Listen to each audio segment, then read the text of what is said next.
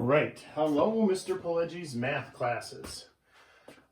I'm going to send this video out this morning. Hopefully it finds you healthy and not stir crazy. Two good things. How to take the online test. So the online test is going to open up for everybody on Thursday this week, Thursday to Sunday. So what you can do is, how to take the online test in Blackboard for Mr. Pileggi. Number one, mommy or daddy needs a quiet house. Place blank here. You need to, when you launch the test, you will have 2 hours to complete the test. And so if you have special accommodations, don't worry, I've typed that in too, so you'll have the more time if you need the more time for the accommodation center. All right. So you need to have it set where when you launch it that you don't have to all of a sudden get distracted right away. So maybe you gotta put the kids in bed or put the pets in their kennels, or after dinner time, so you're not don't launch it and then walk away and then come back and then it'll say time expired, and then oh no, that'll be a bad test. We don't want that. All right, so make sure that you have a couple hours just to yourself, you time. All right, and you can take it anytime, day or night, really early in the morning, really late at night, whenever it suits you. All right, okay, so go to Blackboard and launch the test. So right now, I had a few questions already of students saying, I can't see the test, I can't see the test. You won't be able to see it until Thursday to Sunday. There will be an icon that pops up on your normal Blackboard. When you open the Blackboard on the left side where it has announcements and video lectures and reviews and all that stuff, that's all right here. There's going to be a test menu on the very top. You click that, it'll bring you to another thing. You'll click that, and that'll launch the test.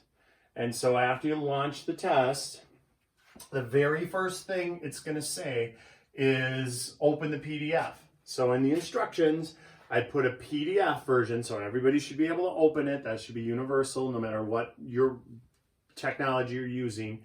It should open it. If you're on a home computer that has a printer and you want to print that hard copy out, you can. You don't have to. That's really not a requirement. It'll open in another window. So if you just want to have that opened in the window and you do the test off of the computer, that's fine. If you want to print it out and use that as your scratch paper that you're going to send me at the end, that's fine also. So what I need you to do then is do the test. So whether you're looking at the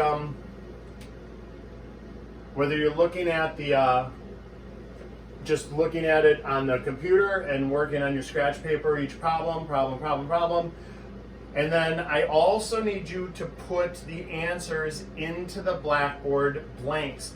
It's not going to correct it for you. I'm going to do all the correcting. I don't trust the computer to correct it, because if the answer is 34 and you put 34.0 or something, it's going to mark it wrong.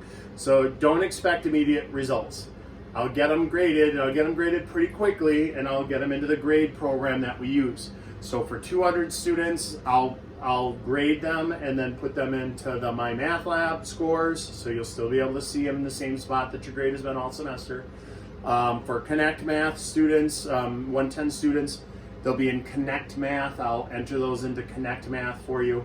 And for the 116 and stats, that'll be in Blackboard, but it isn't going to give you an instant result. It has to wait for me to grade it, because I want to be able to look at your work. So in that vein then, now why do I have to put it in Blackboard blanks? I had a student ask that because they were worried about it. Like, what if the answer is weird and it's the square root of 15x or something?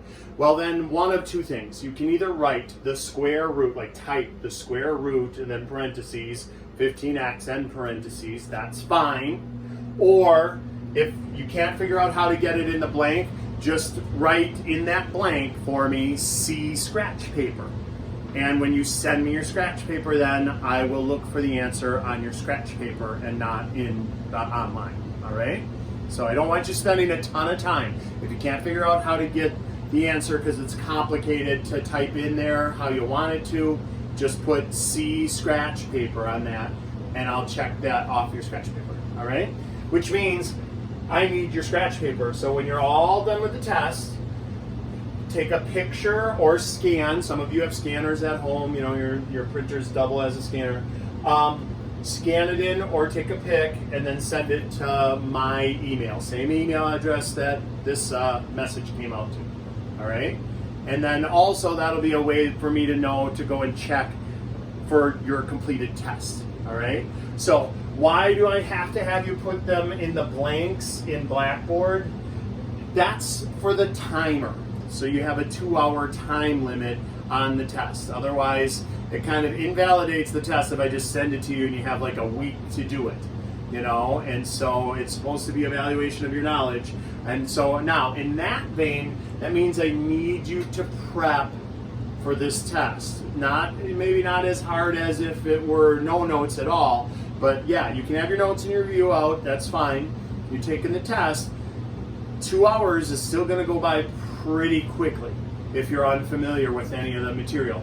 And so, you know, we need to get these done in 2 hours time. And so make sure you know what you're doing. Also, warning, remember I've been a teacher for 31 years, so I've already had open book tests. One of the things I've found in open book tests are people accidentally take the review numbers and intersperse them into the test numbers. So make sure not to do that. Make sure that you answered the problem that was asked on the test. That's a very, very common error. And so again, make sure to send me your work so I can still give you partial credit for some of those problems. But don't make that mistake in the first place, and then we'll all be good. All right. So there it is. 5 easy steps on how to do the test. Ooh, also a couple of students said with the Star Wars stuff later on, they wanted a quick Star Wars trivia. So here's a quick Star Wars trivia. Darth Vader, the character Darth Vader, was actually in Return of the Jedi. So everybody knows who Darth Vader is. Do you know who Darth Vader is?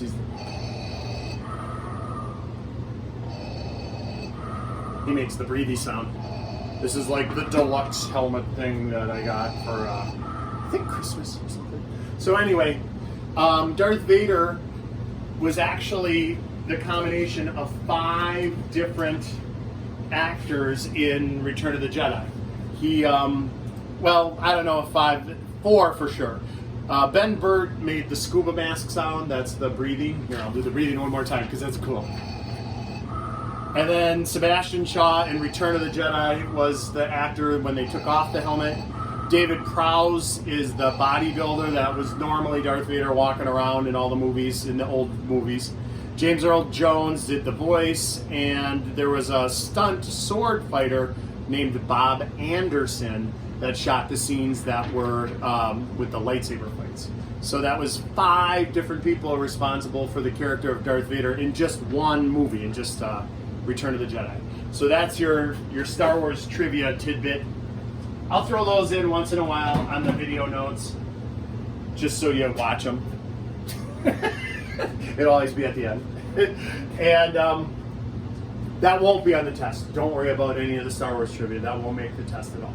So good luck on the test. Make sure to get it done between Thursday and Sunday at midnight. And if you encounter any problems or you can't find it or open it, please email me and keep me in the loop. Good luck.